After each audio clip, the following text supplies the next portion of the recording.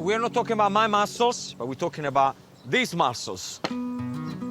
The first thing you need to do when you cook mussels is to make sure that the pan is very, very hot. I'm going to add a little touch of olive oil.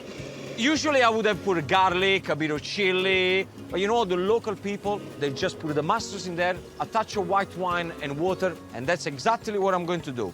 See the heat? That's what you want. A little bit of white wine goes in there. I'm gonna put a touch of salt, and you will see that in about 2 minutes, all the mussels will open, the job is done. The worst thing that you could do to mussels is overcook them. They're gonna get dry, they're gonna get chewy.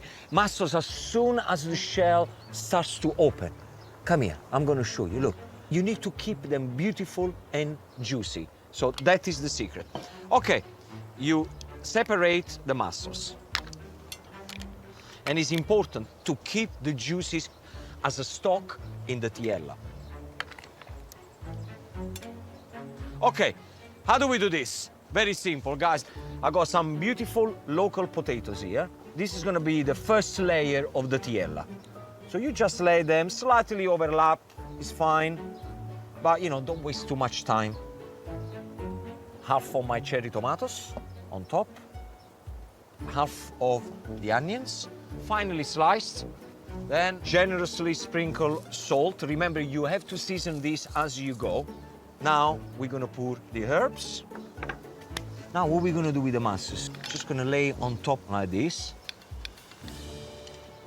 Okay, guys, a true Neapolitan like me will never use any cheese to go on top of this tiella. The thing is, the people from Puglia, they grate Parmesan cheese now on top of the mussels. I don't particularly agree, but I'm gonna have to stick with the original recipe because I'm worried that these people, they're gonna kill me. Parmesan cheese, I can't believe I'm doing this. You know, moments like this is better than my grandmother is not with me anymore, because if she would have seen me pour Parmesan cheese on top of the mussels, she would have gone bananas. Okay, Gino, don't look, it's fine. Don't worry, Gino, this is a recipe that is over 500 years old. The Spanish people gave it to the people from Puglia. Everything is gonna be okay. Okay, now the rice. You can use any rice that you would use to make a risotto. Half of the rice goes straight on top of the mussels and the Parmesan cheese. Then on top of that, I got my secret ingredients. There you go. Saffron. This is gonna give a sexy color to my rice.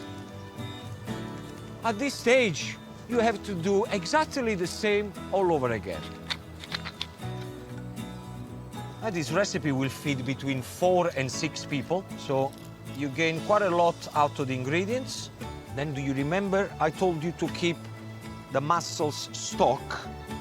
What I want to do, I'm gonna put this straight on top, and this is gonna give me a natural fish stock to the dish. Okay, ragazzi, the lid goes on. Preheat your oven, 200 degrees, 45 minutes with the lid on, then take the lid off and finish off cooking for another 15 minutes.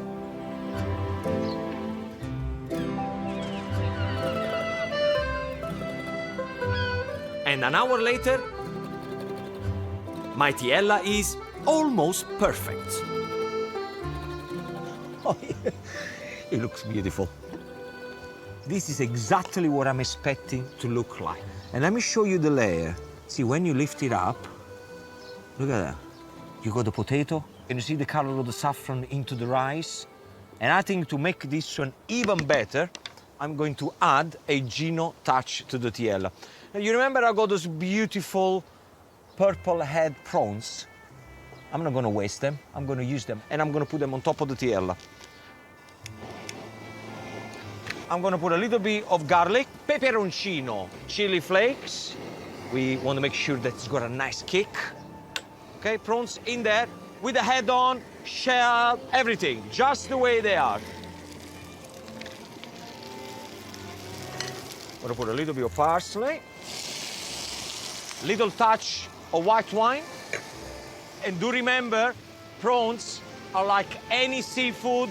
Do not overcook them. Be very careful. See how quick it is to cook prawns? I'm just gonna leave them like this, standing up. So you can imagine if you make a dish like this, serve it just in the Tiella pot, in the middle of the table, all your friends and family, they can tuck in and enjoy something that is absolutely delicious. All these beautiful juices here. Put a little squeeze of lemon on top.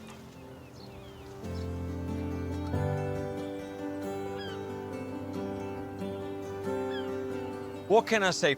Sometimes you do need an Italian to make a Spanish dish just perfect.